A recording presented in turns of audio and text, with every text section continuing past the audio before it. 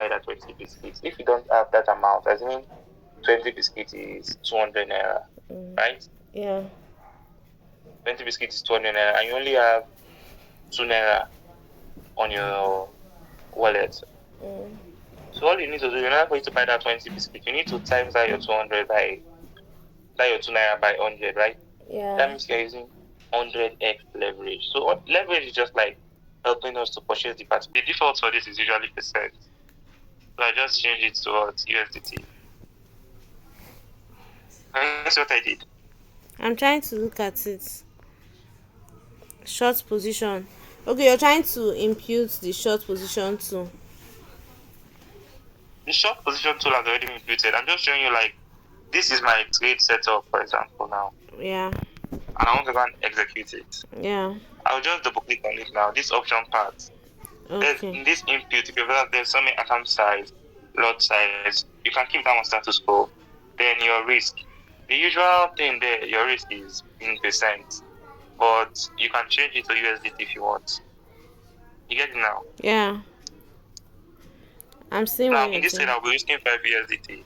So this 5 USDT here now, I'll press OK. Then when I touch this my tool, you see a place where they wrote as QTY, that's quantity. QTY. Yeah. 1.829 assuming. Yeah. That's what I will use for my trade. So here's my MEXC, MEXC. So 1.829, is it the price of the market or what? No, that's the quantity. Look at the price there. The price is 116.27. Yeah, I know. 0.21. Yeah. So this quantity, like as you are buying 20 biscuits, you are buying a certain quantity, you are trading a certain quantity, you are selling a certain quantity. Okay. Yes, sir. So what will happen now is that your leverage will just help you get such amount for that. Let's say this is my MEXC now, and I want to place that trade. There's blah blah limit price. Then you see this contract quantity part. Okay, let's impute this price here.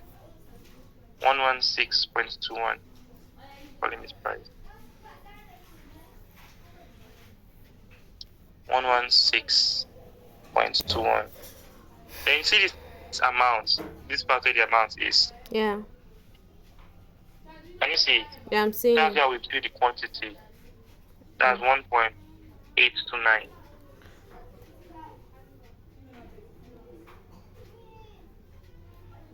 Okay, 1.8. So now you see using this 1.8, and I think I'm currently on 100x or so. Let me see. And 100x. You see the cost, the margin here is 2.2172. Can you see it? The margin. 2 points. 2.2172.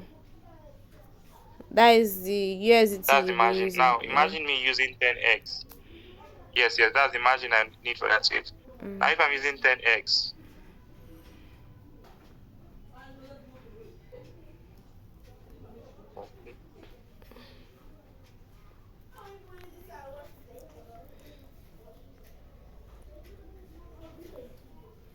and now let me use 10x. But if I'm using 10x, we discover that this price will automatically change. Okay, let's see if I can use 200x. Which one is maximum like that also? So, but what I'm trying to tell you is that this quantity here is what we tell you, like, it's what will ensure that you risk that certain amount. Assuming you want to risk $1, you just set it on your trading view, that part risk. Then this your quantity is what you use.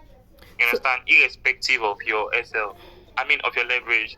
The only thing is that higher leverage will mean you are using lesser margin for that trade. You understand me here? Yeah. So if I'm to use, is this cross position? How about if it's in on? I always use cross. What about isolated? Is it also advisable on isolated?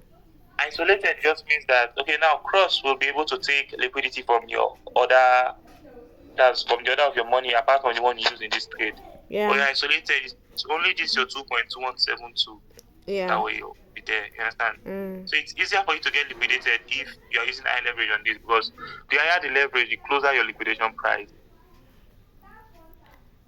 The higher the leverage, the closer. The closer your Yes. liquidation price. Exactly, but is it not advisable to just use isolated? me, I use cross. So when you place the As trade long with as you know two the amount you are points. risking, I use cross. Huh? So when you place the trade with 2 points, Okay, now look at something. Oh. keep it on isolated. Let's Look at just see something here. something. I'm using 1.8 now. Mm. If I'm using isolated, that means my position will close before I reach that $5. Why? Because the only margin in the trade will be 2.2. You understand now? Yeah. So Mm-hmm.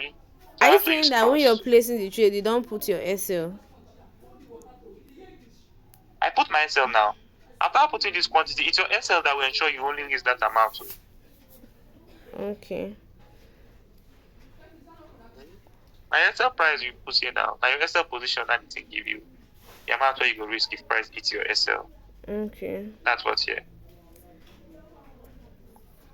So you understand, right? So your margin is increasing your liquidation price.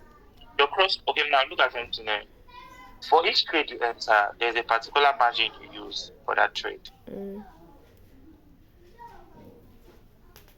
You understand me? Yeah.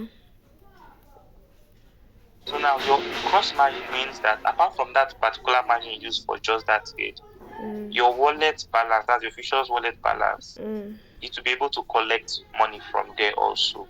Yeah. That means assuming you are risking $5 and your margin for that trade is $3 based on the fact that you're using high leverage. Mm. That's reduced margin. Which Mm. means you won't get liquidated before risking that was before losing that $5. But if you're risking $5 for a trade and your margin isolated is just $3, which means you will be firstly liquidated. That's your $3 will go out before your $5. You understand me? So you get out of the position without eating yourself. Okay. But even when you're using a cross margin and your SL is supposed to be like we calculated 2 point something dollar, and it hits your SL, that means it's not going to hit anything more than that amount you put based on your No, SL. it won't. As long as you use the quantity, it Okay. won't. Apart from your commission, you know these guys they take commissions, right? Yeah, they do. Apart from your commission, I don't even they keep track of the commission itself. But you will lose exactly the amount you want to lose. Mm.